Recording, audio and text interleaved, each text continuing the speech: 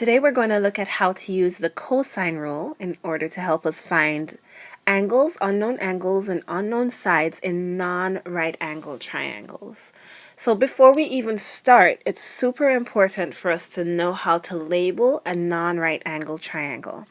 So angles are usually labeled with uppercase letters, and those uppercase letters can be A, B, and C. They actually can be any number of letters, but A, B, and C are pretty much conventional.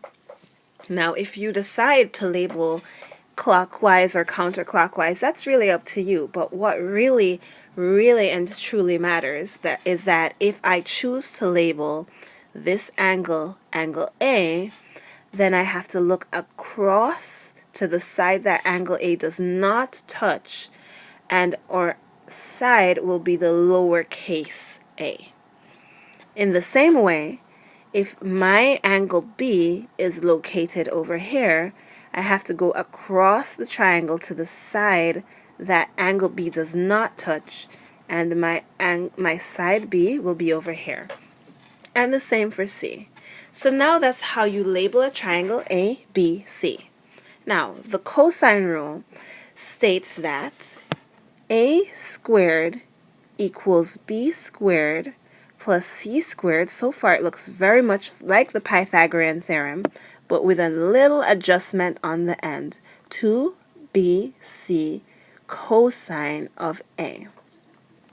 So this would actually work for a right triangle, but it's not necessary because in a right triangle, this part just ends up disappearing. That's a little bit of extra information.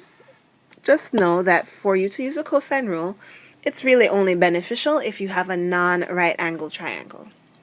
Now, we could rearrange this formula a bit to help us more if we're looking for an angle.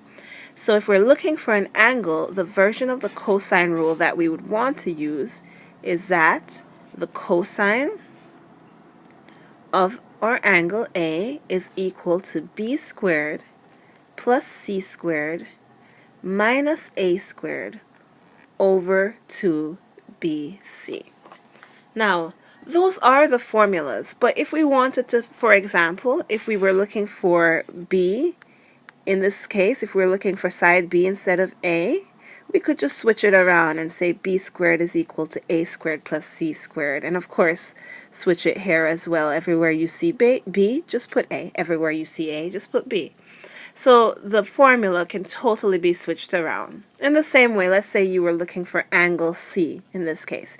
You're looking for angle C. Everywhere that you would see A, you would just put C. And everywhere that you see C, you would just put A.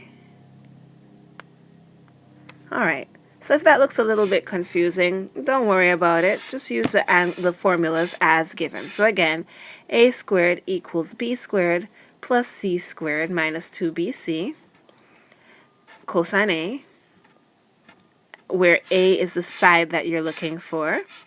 And again, cosine A equals B squared plus C squared minus A squared over 2BC, where angle A is the angle you're looking for. So let's actually give this a try.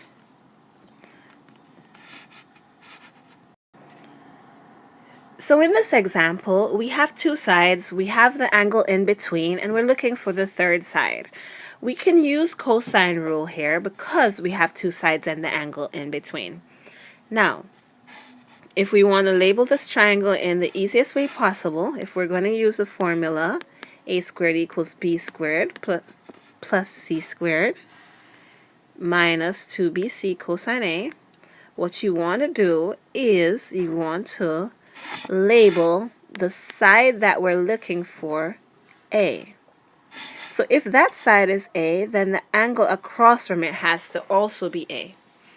Everything else doesn't matter that much as long as the angles and the sides are across from each other. So angle B would have to be across from side B, and angle C would have to be across from side C. Now, only one angle is actually relevant in this problem, and that's angle A. So in this case, we are going to now be able to plug into the formula. A squared, which we don't know, that's our x. So x squared is equal to b squared, which is 13 squared, plus c squared, which is 8 squared, minus 2 times 13 times 8 times the cosine, that's an 8, times the cosine of 42, because that is our a.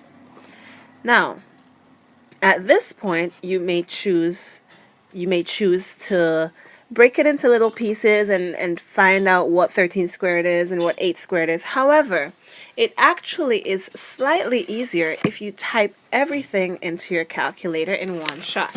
So while you're doing it, I'll do it as well. And so I have 13 squared, I'm typing this into my calculator, plus 8 squared, minus 2 times 13 times 8 times the cosine of 42. Once it's all in, I have here that x squared will be 78.426 approximately. But that's not our final answer, because that's the value of x squared. In order to find x, we now have to find the square root of both sides. So therefore, if I find the square root of that value, we get that x is equal to 8.86, approximately 8.86. And that's how you find the third side of a triangle given two sides and the angle between. Cosine rule can also be used to find an angle, any angle in a triangle, if you're given all three sides. And so the formula that we said we would use in this case is a rearranged version of the formula we were using before. And that's cosine A equals b squared plus c squared minus a squared over 2bc. Okay, so again, you want to label the triangle in a way that you'd find most convenient.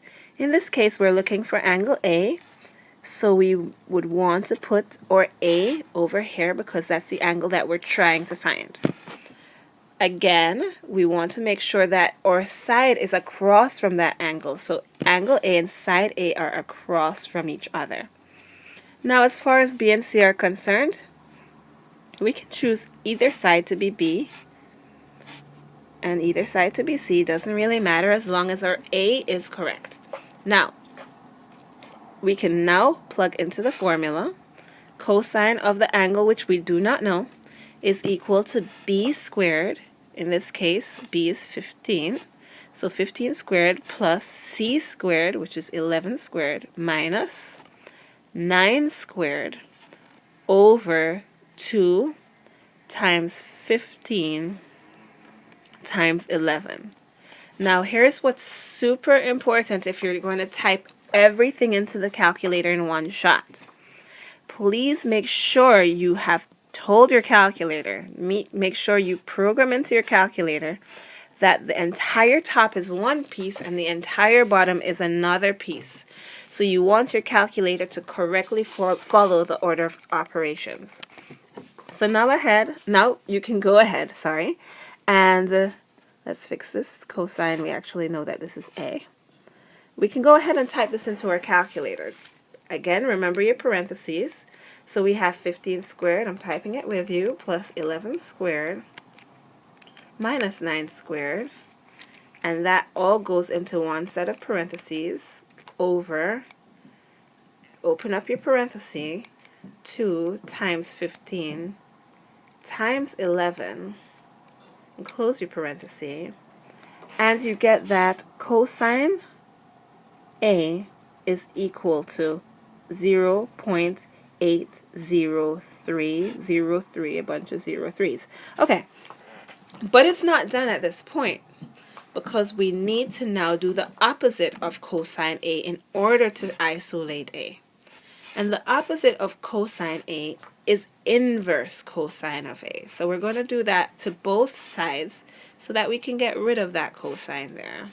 So inverse cosine both sides. And in your calculator, that's second cosine of the number. So second cosine of 0.8030. And let's see, we get 0.8030. And what do we get? I got that A is equal to 36.6 degrees, approximately 36.6 degrees. And again, you want to make sure that your calculator is in the mode degrees. Otherwise, you may be getting the wrong answer. So, or A is 36.6 degrees, which makes sense. All right, finally, I just want to do a quick recap of when you can and can't use cosine rule. Well, when you can use cosine rule.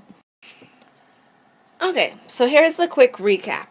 You want to use cosine rule when you have a triangle that's not a right triangle. Otherwise, it's basically a waste of time if you have a right triangle. So you want to use it when you have a triangle that's not a right triangle. You have two occasions in which you can use it. You use cosine rule when you're given two sides, let's say 9 and 14, and the angle in between, let's say this is 40, and you're asked to find the third side. So when you're given some sass, you can use cosine rule. You can also use cosine rule if you're given all three sides. So let's say 9, 14, and 12, and you're being asked to find any of the angles. So you're given all three sides. You can use cosine rule. So those are the two cases in which you will find cosine rule helpful.